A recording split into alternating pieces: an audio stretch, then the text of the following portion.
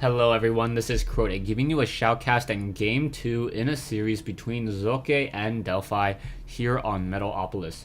Socke spawning as the blue Protoss player at the 12 o'clock position, meanwhile Delphi spawning as the red ZvP at the 6 o'clock position. This is Metalopolis. It is going to be a cross spawn, and Delphi's base down over here as the red ZvP quickly now scouting out with this one Overlord. Socke on the north side of the map as the blue Protoss. And I'm going to try not to move around needlessly with the camera controls, as it's a little bit confusing and a little bit dizzying sometimes, and it makes the video files much larger. So ZvP versus Protoss, cross spawns. My thoughts and feelings on a cross spawn between ZvP versus Protoss on Metalopolis. Delphi and the ZvP player generally has an advantage just because it is very easy to establish a second base and a third base here on Metalopolis because of this high ground expansion here. When your opponent is cross spawned, your expansion here, it's very easy to take this expansion early on, as there is a rather wide choke point here, and then adding this expansion doesn't hurt a ZvP player all too much.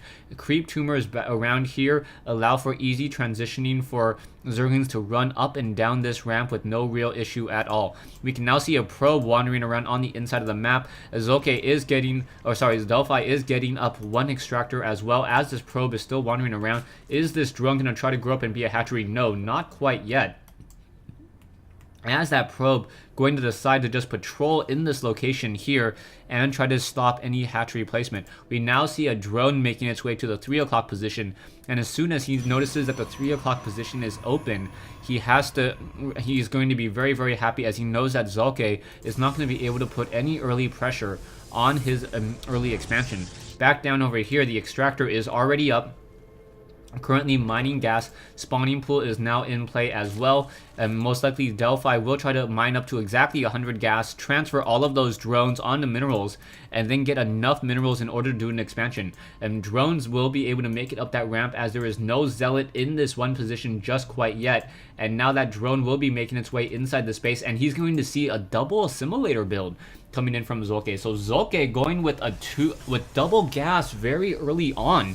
And I am curious as to what exactly Socke will be going for here on Metalopolis. He could be going for a 4-gate with a lot of early sentries. He could be going for Void Rays and very high tech. Not quite sure yet. Both of those options are viable. You can see a Zealot and a Sentry currently being trained. Cybernetics Core currently getting chrono boosted in order to speed up the research on that Warp Gate. And now one probe will be able to escape through this one Zealot right here.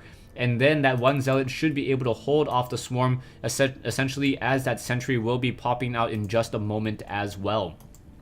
Delphi, no longer mining any gas, did establish this hatchery down over here. Perhaps is going to try to train up a lot of Zerglings in order to get a decent map site and map control. Already having one Zergling activating one Xel'Naga watchtower, and another one watching this Xel'Naga watchtower as well.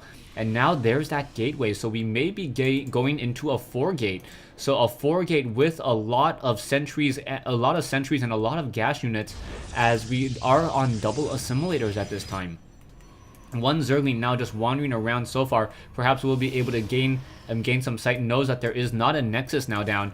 So Delphi, if he's going to play it smart, needs to set up some spine crawlers here. Otherwise, when that 4-gate push finally comes through, it's just going to simply be able to attack, move straight into his base. We do see one gateway here. Perhaps another gateway could be warped down over here as well. Not quite sure. One of the reasons why Protoss players build the pylon here and then the gateway here is that most of the times you can also hide a Nidus network right here, or even a Nidus network right here.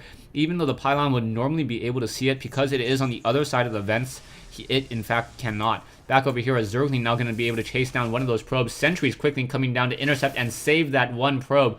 And that probe is able to run away and now warp in a nexus.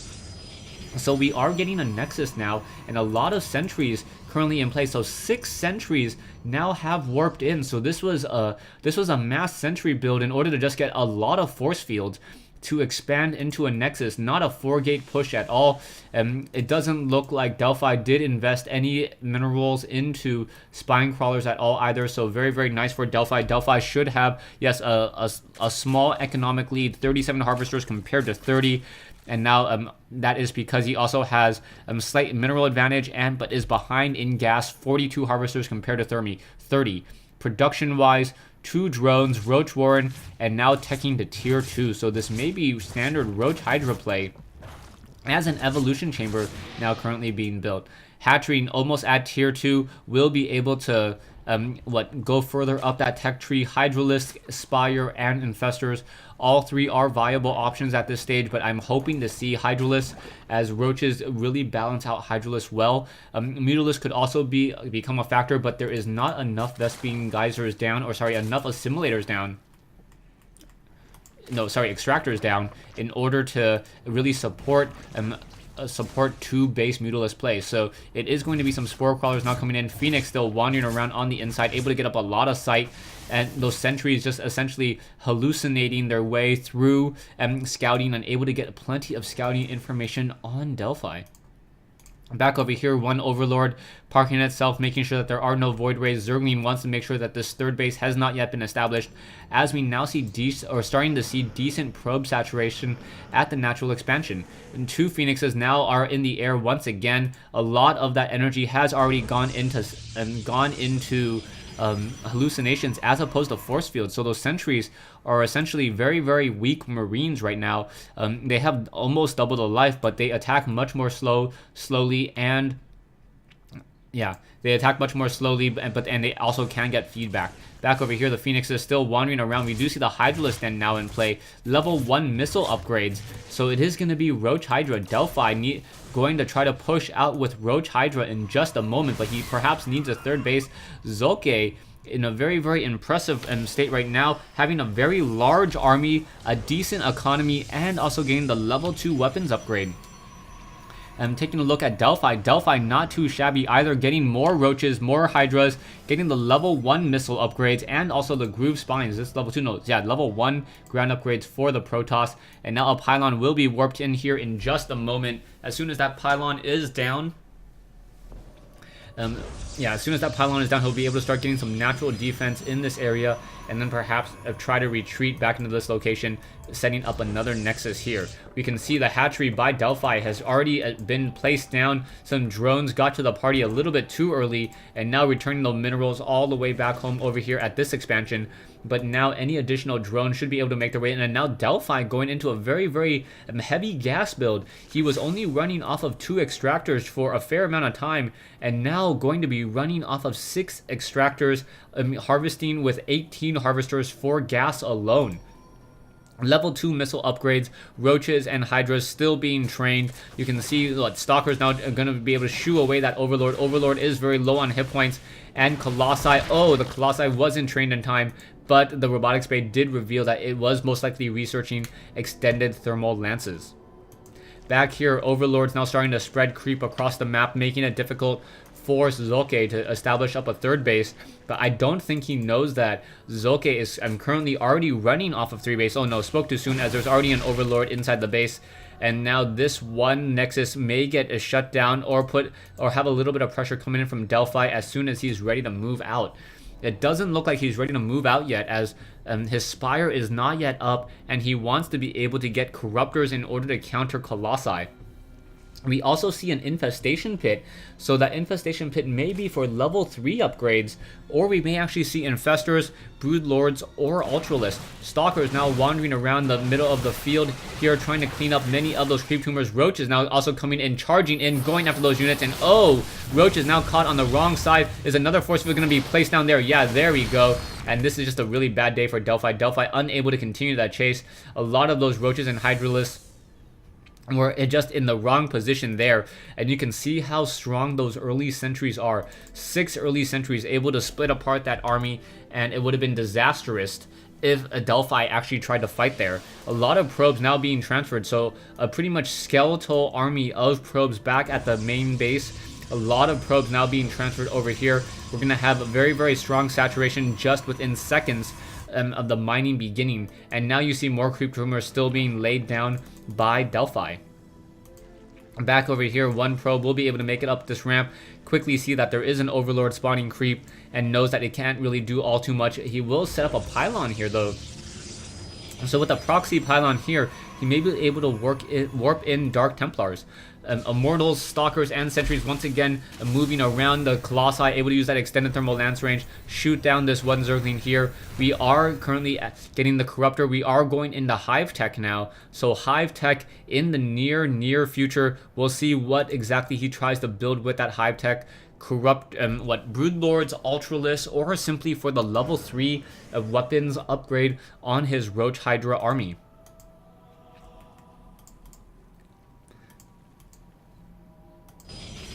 Stalkers, Immortals, and now Spine Crawlers being placed down. So Spine Crawler is going to be placed down over here to try to fend off this attack. There are a decent number of Stalkers and one Observer in the air, and now that poor Extractor will get shut down in just a moment. Delphi needs to make a move, and now going after those Colossi, now pulling away, knowing that those Stalkers are able to attack very efficiently and able to focus down many of those Corruptors just because they have that Stalker blink.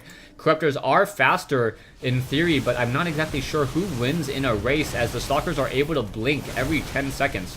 And also they have a faster movement, and they also have a faster movement speed as well. So yeah, give it up to the Stalker. The Stalker will always be able to outrun and the flying Corruptors. And now trying to go after those Colossi once again, now in full retreat. Perhaps we'll be able to get some damage onto that one Colossus. Down it goes. Another Colossus may get taken down. Almost there it goes. Another one gets taken down, and more damage still being dealt. A lot of those Colossus have been now pretty much been neutralized, and this is the last Colossus in that group, and now down to 134 hit points. Hydralisk and Roaches still standing by, and Delphi a little bit behind in terms of the army. Will he be able to counter this army of Stalkers? So this is a Stalker Colossus ball, a very effective strategy which has recently become more and more popular for Zerg versus Protoss. This hatchery is now once again being reestablished. Marines and Hydralisks and Roaches now trying to come in, trying to swarm in. Drones now coming in as well.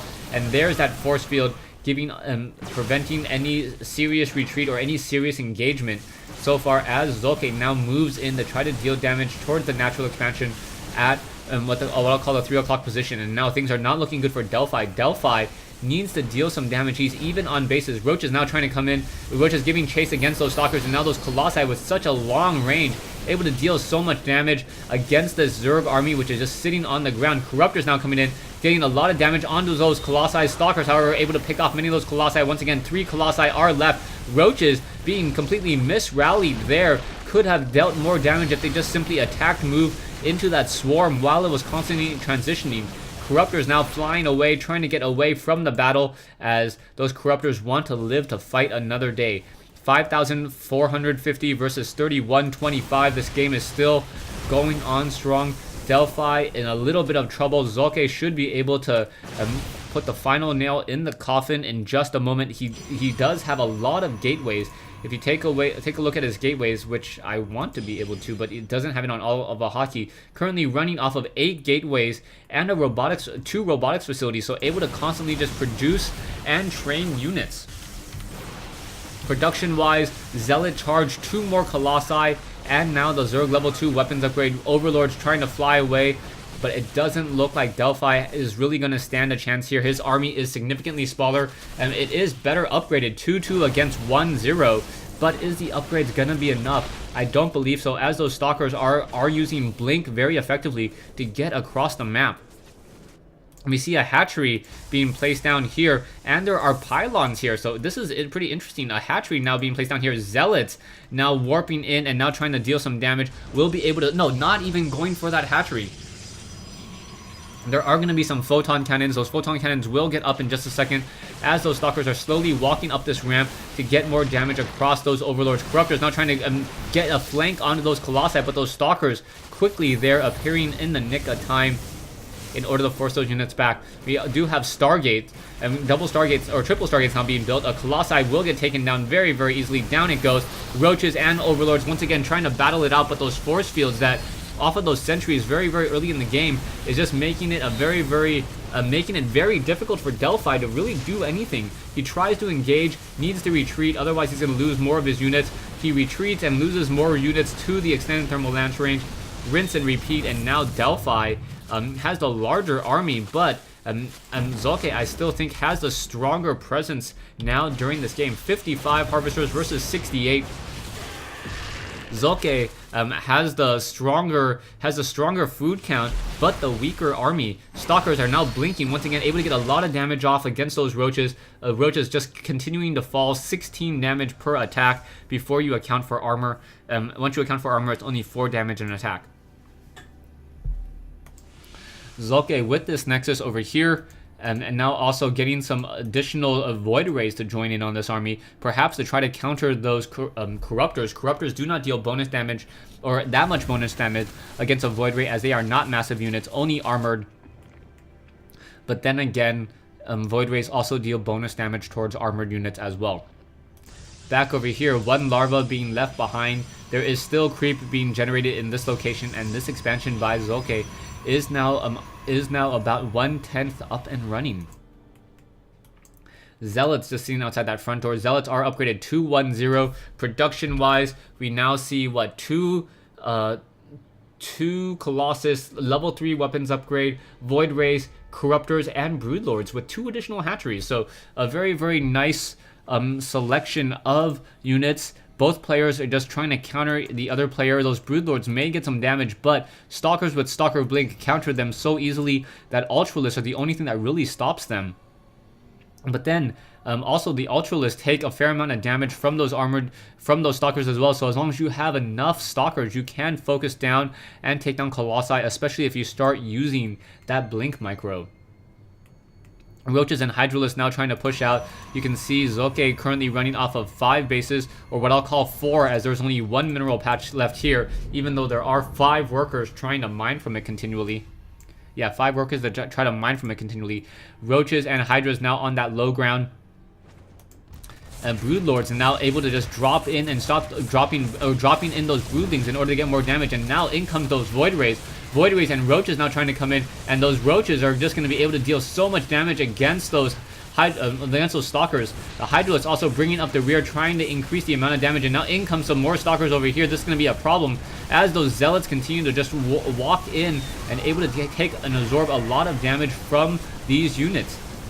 Corruptors are in the air trying to finish off many of those Colossi. The Colossi are now still on the run. And no, there is 1 Colossus left now. Stalker is still on the ground, and a large number of Void Rays. So this is your standard Stalker Void Ray Colossus ball, where Socke tries to leave his very, very expensive units alive. The gateway units are a little bit more expendable. You can play a little bit more risky with them, but you want to keep those Void Rays and those Colossus alive. If you can keep those 2 units powered up throughout the entire game, it is very, very difficult to lose. Colossi now making their way off on the north side over here, perhaps going to try to circumnavigate and get up this ramp in order to shut this down.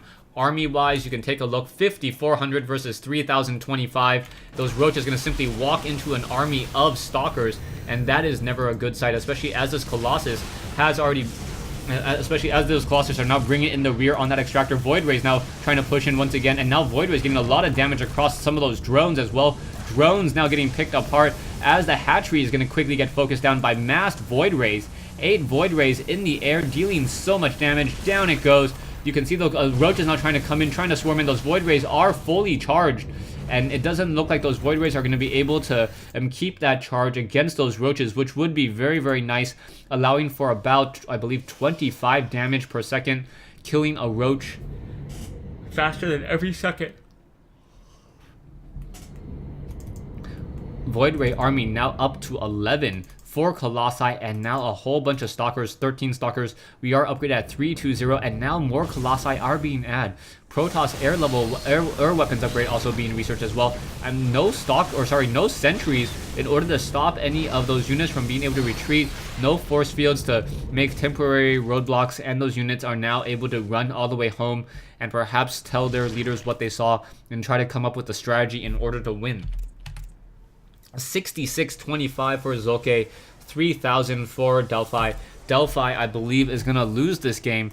He doesn't have the economy, he doesn't have the army size, and, well, Delphi says, GG, well played. That is a very anticlimactic final battle. Thanks for watching. Thanks for listening. I hope you guys enjoyed Game 2 in this series. Stay tuned for Game 3.